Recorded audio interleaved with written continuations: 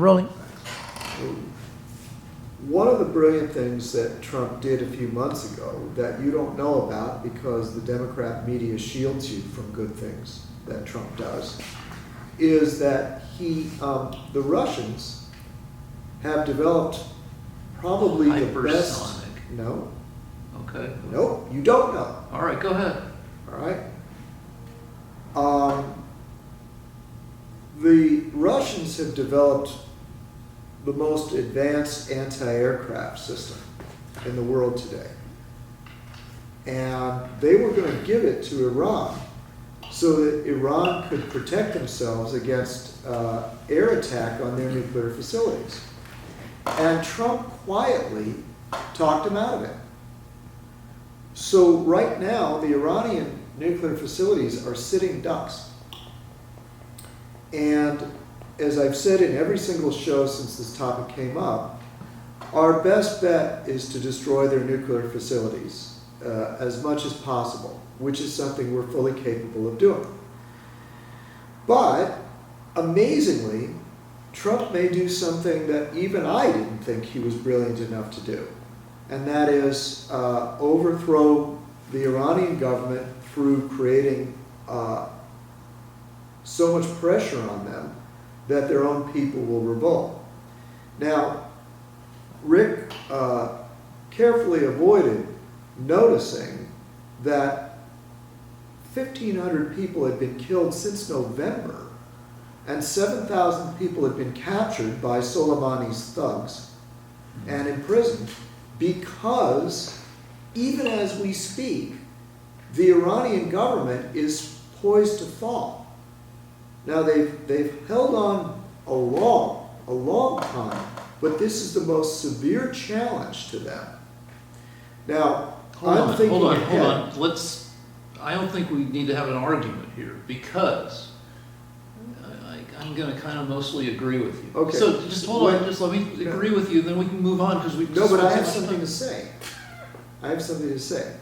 My problem is this: that if the Iranian government was overthrown because of Trump's pressure, will the new government be willing to completely give up all nuclear aspirations? And maybe they will. If that was to occur, then I would give Trump the Nobel Peace Prize. That would be the most brilliant thing I've ever seen an American president do in my lifetime. All right, so let me agree with you that.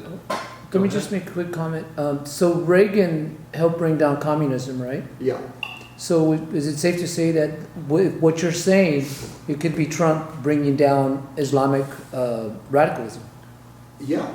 And I mean, what Reagan did was brilliant, but really he was the last in a long line of Cold Warriors that were all fighting to prevent Russia from gaining strength. There are a variety of ways that Reagan turned up the heat, but it turns out that the Russian system kind of fell on its own. It didn't adapt enough to improve its economy and keep going the way China did. This, to me, is actually more brilliant because no one would have guessed that the Iranians could be brought to heel and overthrown just from economic pressures. I never thought it would be possible because they're religious fanatics. These people are willing to give up all possessions and suffer any hardship. That's only a certain percentage. For Allah. That's all. Well, no, I mean, Iran is now, the atheist movement in Iran is the strongest in the Middle East and the strongest it's ever been. But for much of our lifetime, it was a deeply religious state. The state, but this, I mean, no, Iran's been a westernized country for a long time. I mean, they flirted with westernization for a brief period in the 50s up until the Shah was overthrown. But we had no reason. That's a long time. That's more than 20 years. But we that's had from 53 Rick, to Rick. It's 25 years. Rick, you're quibbling. We had I'm no- not quibbling. we had- 25 years is Rick, a long Rick. fucking period. Let me finish my point. Yeah.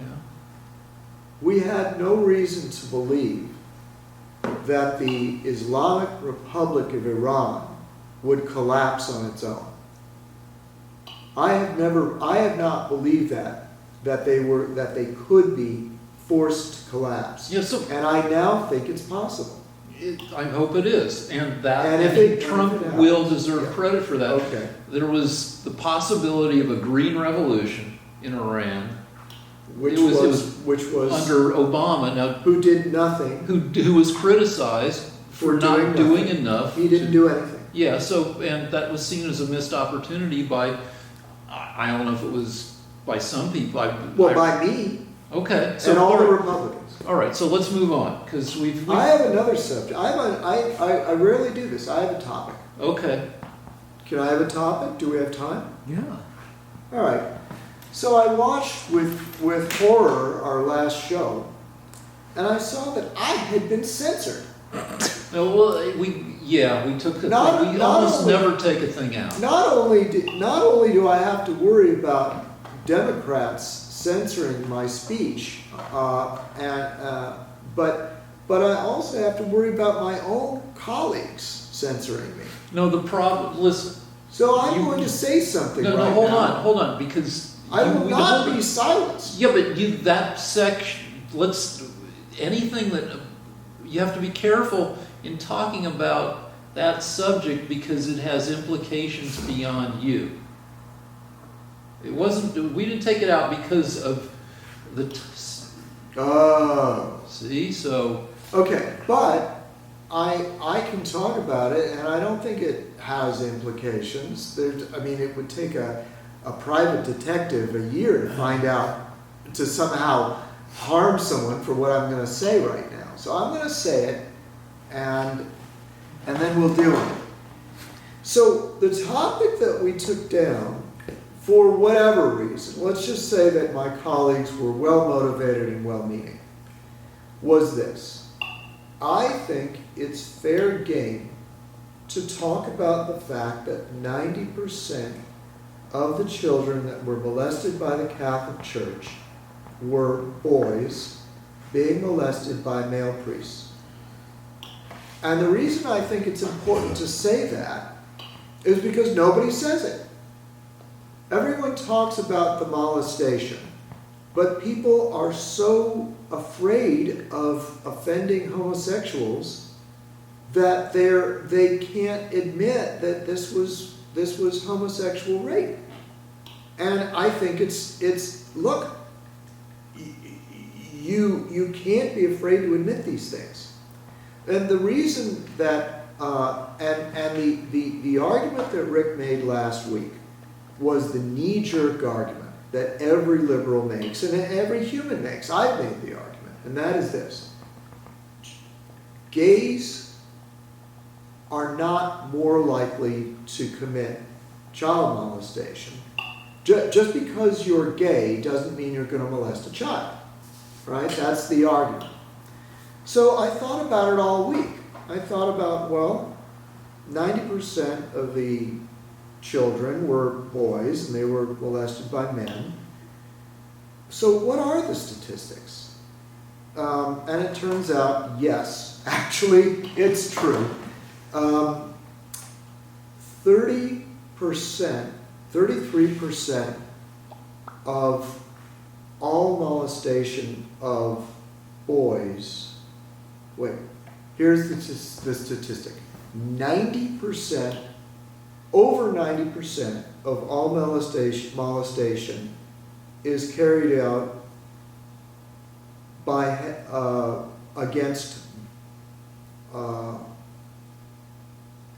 is carried out by men. That's it. 90% of molestation is carried out by men. Over 90%. Women hardly ever do it.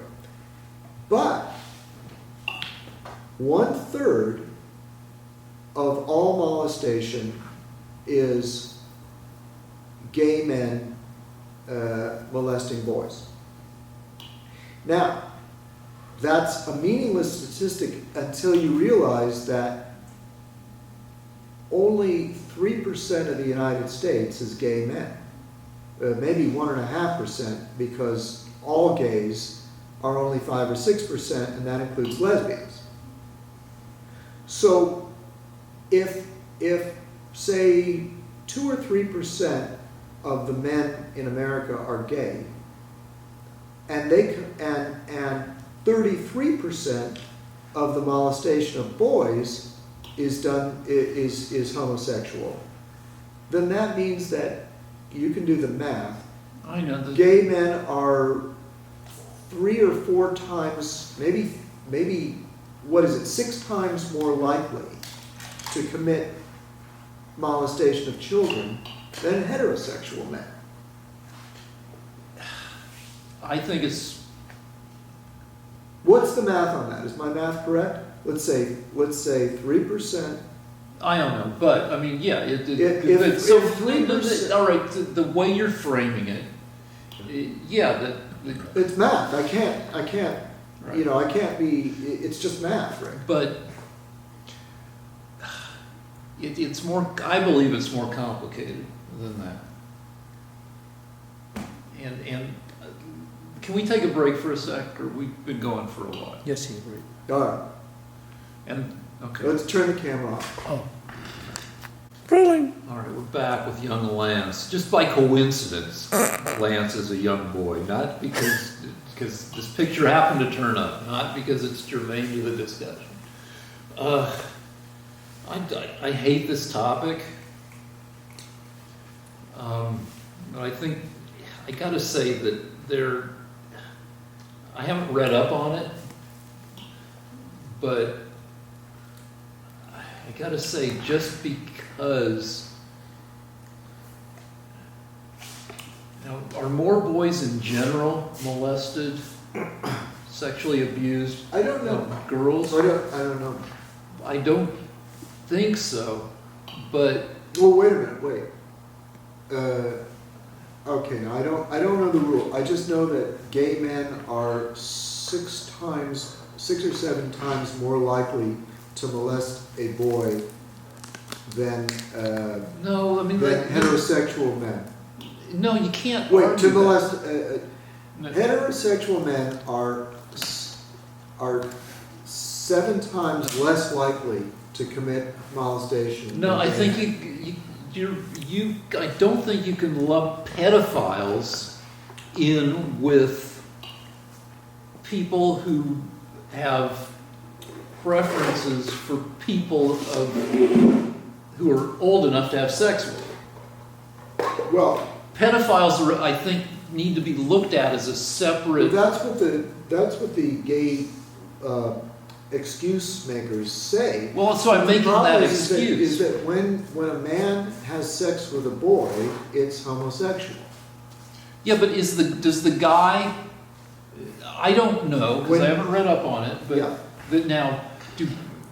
That is the main argument. You've made. All right, so then is it here's- substantial? So we can move on from this because we don't know whether studies have been done if pedophiles Yeah. are just having sex with kids and only reluctantly, if at all, having sex with adults of either sex, then pedophiles are a separate class of a separate demographic from straight people and gay people. Right. Well, that's what the gay lobby would have you believe. Yeah, and have you seen stuff? But my problem is that when penis goes into male, when a penis goes into the orifice of a male, it's homosexual. I don't care if it's pedophilia or not, it's still homosexual. Yeah, but So you're just making excuses. maybe, but we should read up on this No, before but what do you think of these numbers? We're saying that gay men represent 1 or 2% of the U.S. population, yet 33% of the molestations of children are man to boy. I'd want to see the statistics. I can show you. Okay, and 2, I would think that, and this kind of backs up your argument that, maybe gay people shouldn't be but doing certain jobs. But on the other hand, it's not gay people as much as it's pedophiles. Obviously, pedophiles shouldn't be working around kids, and if they're a separate class of people. But I'd argue that attacks of opportunity probably account for some of the statistics. That men are more often found in the company of boys than in the company of girls. And men, obviously, as you've said, men account for 90% of the sexual abuse of children. Yes. And or more than 90%. okay, and men are more likely to be around boys. I don't think opportunity. I think the issue is that child molesters got a foothold in the Catholic Church. Yeah, but all right. So, but and they did that on purpose. That was they got in the way child molesters work together. They're stronger when they work together in numbers. And what they do is they infiltrate an organization and then they hire their buddies and protect them. So that's how they got a foothold in the Catholic Church. And I just want to put an end to this conversation now, because I have a point that I'm leading to. Nobody is saying that gay men are to be feared as child molesters. I mean, your Uncle Ralph, who's just great with the kids, should not be reviled because he's gay. That's not my point. And you're not saying the Catholic Church is bad either, right? Well, I'm saying that the Catholic Church has a cancer in it. Or doctrine, the doctrine. Not the doctrine. The doctrine of the church is completely separate. Right. I mean, God and Satan were walking down the street one day, and God reached down to the sidewalk and picked it up, and picked something up off the sidewalk. And Satan said, "What's that?" And God said, "It's truth." And Satan said, "Give it to me, I'll organize it for you." So the point is that this has nothing to do with Catholic doctrine. But the Catholic Church, in my opinion, is in the worst situation it's ever been. And it actually, if it wasn't for Africa and Latin America, the Catholic Church would be in a lot of danger. You're saying demographic. Danger of just falling apart because of the sex scandal, the molestation. So the Catholic Church has quietly instituted a new policy. And the policy is, if you are homosexual, whether you, up until now, the rule was, since all priests are celibate, it didn't matter whether you had homosexual taste or not, because you're not going to do anything about it, so you don't violate Catholic doctrine against homosexuality. So what you're saying... So what they've done is, let me say what I'm going to say. What they've done is they've quietly instituted a policy and said, look, we can't take any more chances. Now, we don't know, we're not gods, we can't create a miracle, but we have to stop the molestation. And so they're not allowing gay men into the priesthood anymore. And my argument is this: that doesn't mean that your Uncle Ralph is a bad guy that's going to molest children just because he's gay. But it does mean that there are situations when an organization has to make a blanket decision that discriminates against a certain group. And that's what they've done. And because they've got no... Let me tell you what the choice is. They either stop molestation of children absolutely, completely, or they die as a religion. They can't survive this. So this is the extreme measure they're taking. And I'm just saying, if you're realistic, you got to go along with it. And I got to say, there's a difference between gay men and pedophiles. But they're What two if different. the pedophile is a man having sex with a boy? Is he still gay? Well, he's having sex with a young male. Is it homosexual activity? Yeah, but So he's he's a gay. pedophile first, and he's gay second. Well, you see, that's the argument. Yeah, I know, but They were let's. trying to make, and it's a deliberately false and flawed argument. Yeah, but you don't know. It's an excuse. It's because, in other words, the researchers that were trying to fight this statistic said, oh, no. These pedophiles would never have sex. They're not aroused by men. They're aroused by boys.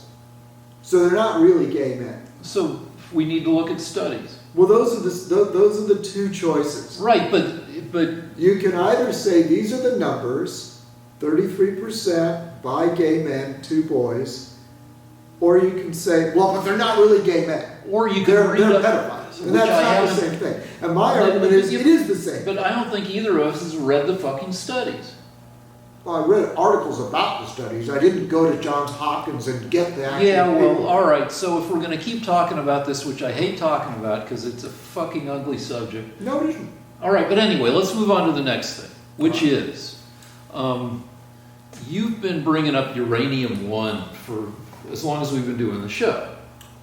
And a 2-year investigation into Hillary Clinton and Uranium-1 has found no criminal activity.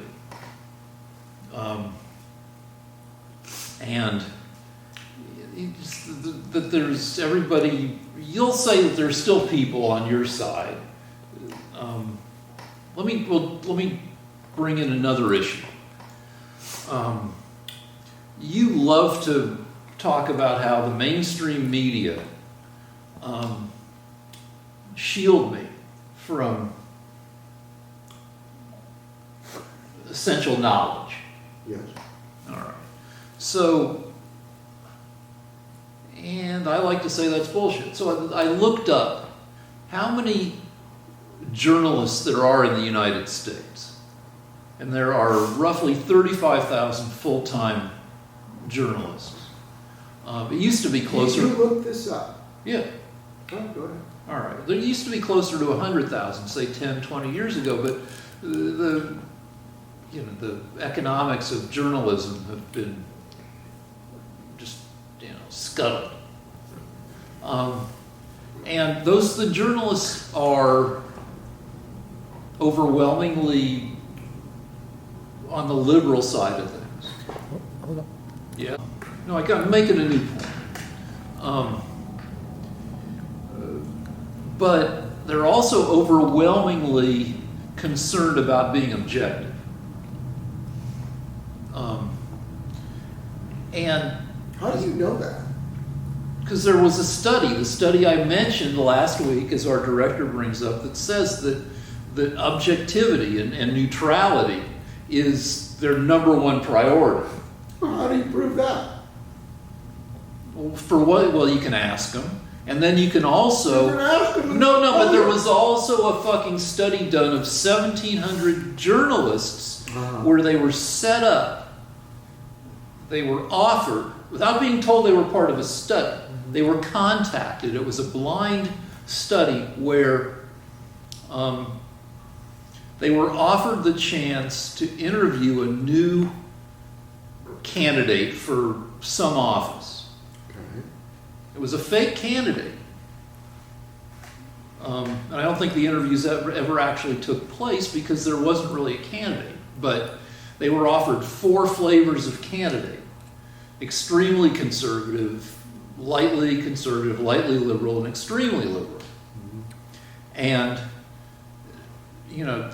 they were offered the journalists were offered the chance to give exposure, to highlight this new candidate.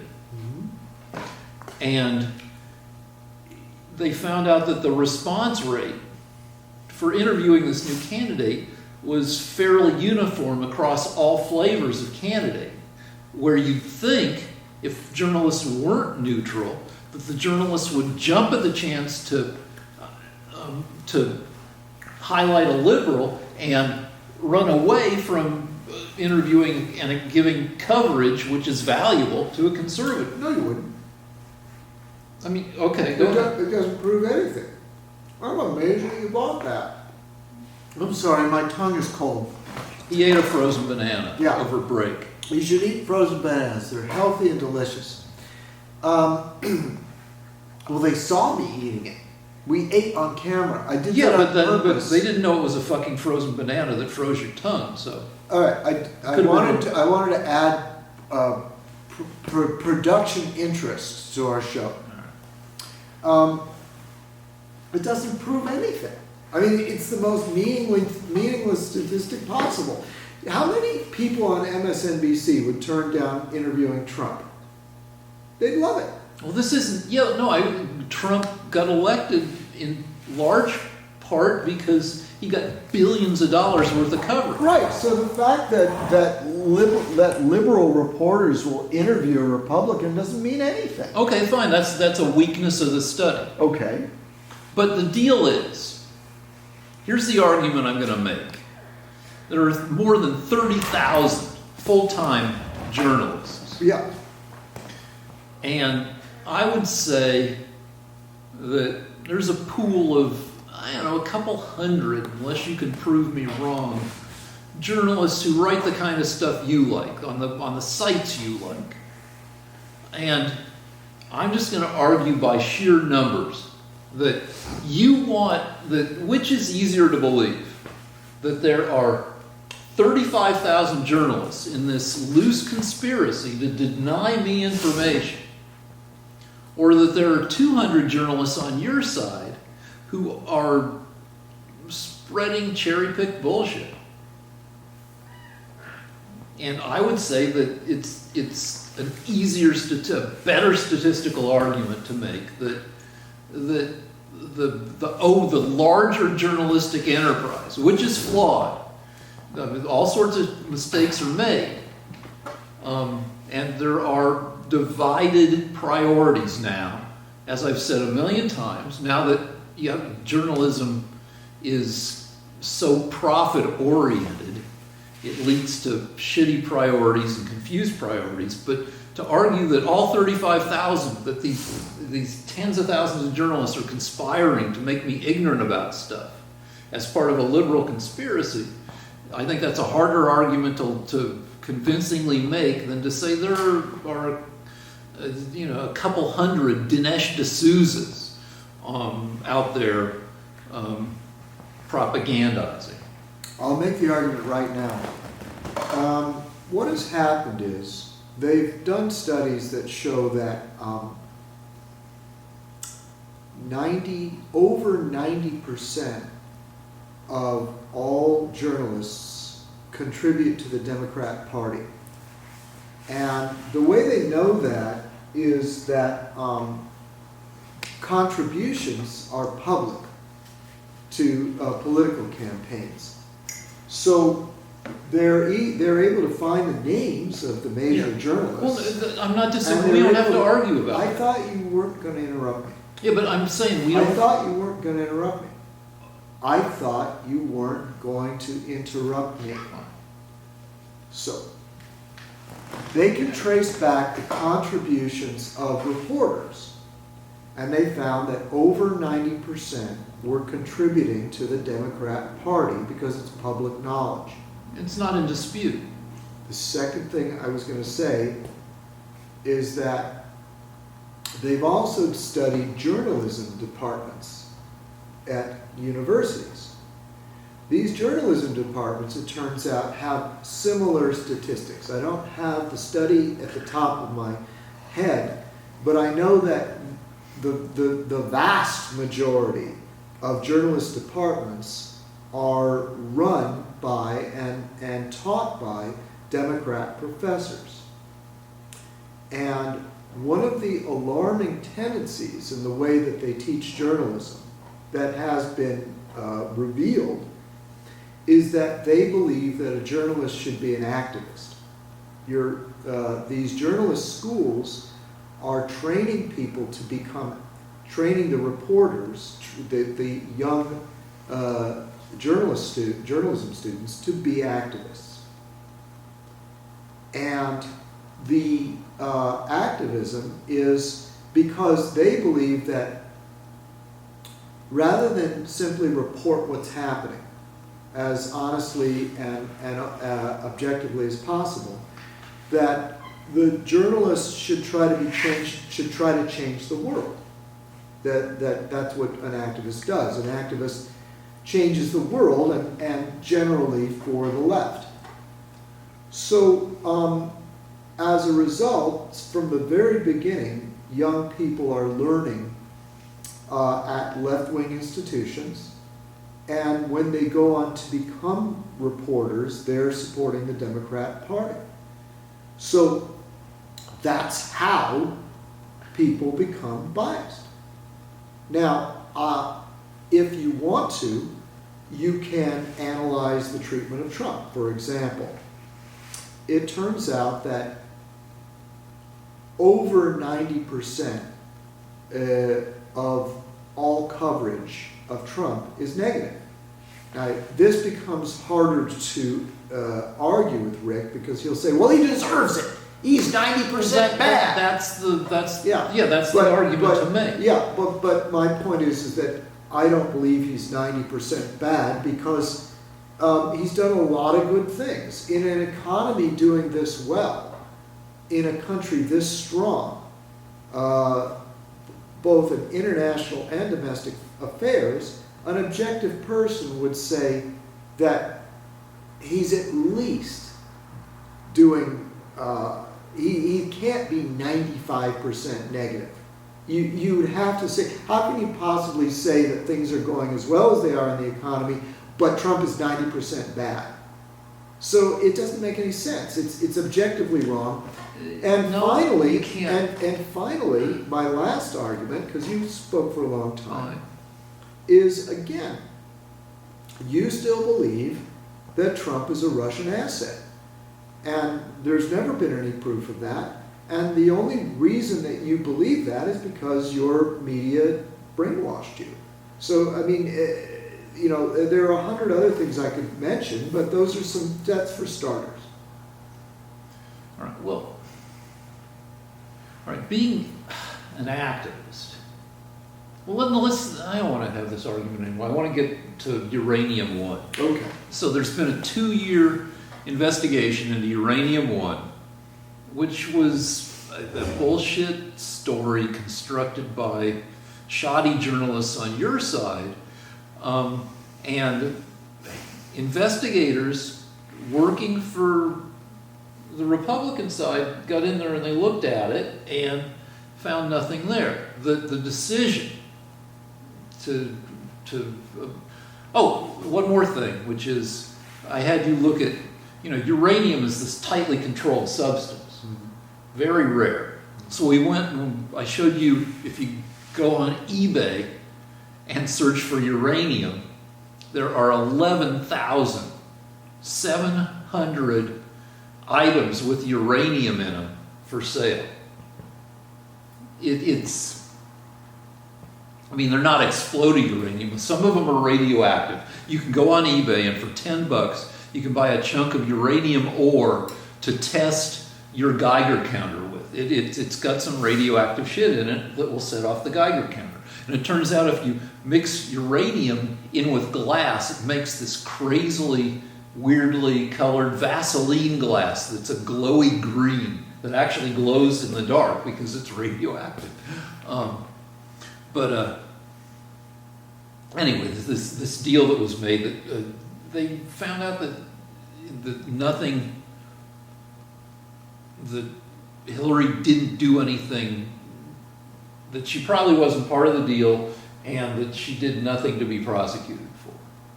Well, I read the article you gave me, and what I think is funny is that the article itself states that Rosatom, the Russian uranium company, gained control of 20% of the U.S.'s uranium. which is something that you've argued against Yeah. for 3 years. So the article you gave me proves my point, that Hillary approved a deal that But the article says she had nothing to do with the deal. But she had to approve it. That's what the article said. No, it doesn't say that. She It says was- that it was, She signed off on it. it doesn't even That's what say the article, that. yeah, she did though. She had to. No, but the article doesn't say that. It says a board consisting of members, from 9 federal agencies, including the State Department. Yes. The board, She had to sign off on it. she did. She was the head of the State Department. Yeah, but she wasn't. I she found didn't her sign- signature for you. on Remember, a 2 years ago. You found. See, that's just your. I had to find. It's bullshit. No, I- listen. No, this is crazy because you found me her signature on a deal involving plutonium. Yeah, and you're the only person on Earth that can't make a connection between. You can't plutonium because and it's a uranium. different element. Uh-huh. And it's produced in an entirely different way than uranium. Okay, but- Plutonium but isn't mine. It's still the same thing. It's not the same fucking it's the thing. It's same a whole thing. different element. You It's- can make nuclear bombs with it. But that's not under contention that she signed That's some part of it. document. That's part of it. It's not That's part of part it. of the deal. It wasn't part of the deal. You're just making you it up. You're proved just to me making that- it up. No. You're just you found a document. The document. Okay, now you're just being completely full of shit because Rick, the you're gonna articles. throw a chair. Can I throw a Can I chair? respond to you? Yeah, go ahead. Rick is so difficult to argue with that I actually had to find a document that had Rosatom's name on it and Hillary Clinton's signature saying that we would be giving them some of our plutonium. And Rick's still not convinced that that matters. And by the way, this deal was signed, I looked at the date, and it was at the same time that the uranium deal that is public knowledge went down, happened, occurred. So the point is, I got a signature of Hillary Clinton with Rosatom for plutonium at the same time that the uranium deal under question occurred, and Rick says, nah, that's bullshit. It That is. had It's nothing bullshit. to do with it. She had nothing to do with it. You're crazy, Lance. You're nothing but a damn liar. The whole story. Everyone watching this knows that you're just you're confused and grabbing at straws. I'm not. You're grabbing at straws because I have the document with a signature on it. For an entirely different element. And I keep telling you, I don't want Rosatom getting our plutonium. I don't care whether it's uranium or plutonium. I don't want them Yeah, getting but either. nobody is accusing. And the article says that she gave Rosatom access to 20% of our uranium. No, it doesn't. The article doesn't. She was the Secretary of State. But She you're had to saying sign it. that she didn't have to sign it. She did. She did not. She's the head of it. It had to be They signed said by the that 9 she most federal likely agencies. didn't have anything to do with. Look, she probably didn't even see the deal But I saw her signature, Rick. on a so did you. document. This is so fucked up because on a document about an entirely different element. That you can make nuclear bombs with. Yeah, but nobody is saying that there was anything wrong with that. I am. But you don't know anything about the deal. I do. I don't want plutonium going to the Russians. Because they can make nuclear But- bombs with it and drop them on you. And the Yeah, but thing you don't know anything about the deal. Why is there no I national know. scandal? Did you That is all by part yourself? of the scandal, and Did you're you? not smart enough to figure that out. I'm the fucking. I've got the second highest IQ in the world. Well, then Nobody use has it. ever accused. Shut up for a second. Nobody's ever accused Hillary Clinton of making some bad deal about plutonium. Yeah, but because when they say uranium, they mean that this is part of the All right, deal. I have to fucking turn over the chair because. Okay, Rick, that's it. I got a marble sculpture right there that's worth Okay, more than all your right. life. All We're right. done. Okay. We're done.